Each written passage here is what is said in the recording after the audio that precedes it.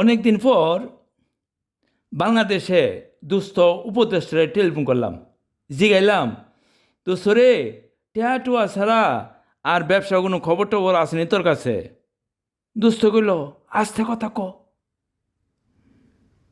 দেশের অবস্থা ভালো না, ব্যবসা করলে এখন বেটা টেয়া দিয়ে করতেইব। আমি বললাম, কি ব্যবসা?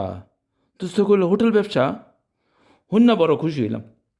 দোস্ত কইল, বাংলাদেশে আইলে হোটেল ব্যবসা করবি, ব্যবসার নাম দিবি আল হেলাল মক্কা মদিনা হোটেল। নিচে লেখা থাকবো, আপনাদের আনন্দ ফুর্তি করার জন্য এখানে সর্ব ধরনের খাবার এবং থাকার ব্যবস্থার জন্য আমরা সবসময় নিয়োজিত। আমি করলাম, সর্ব ধরনের খাবার থাকার ব্যবস্থা জিনিসটা তো বুঝলাম না। দোস্ত কইল, ইন্দুর থেকে আরম্ভ কইরা সিংহ, পোকার থেকে আরম্ভ করে সাপ, কাওয়ার থেকে আরম্ভ করে কবুতর, সব ধরনের মাংস এবং সব ধরনের পানি। আর রাইড যদি কাটান তাইলে সর্ব ধরনের ব্যবস্থা এখানে পাওয়া যাবে। আমি কইলাম, দোস্ত তাইলে হালাল হইল কই?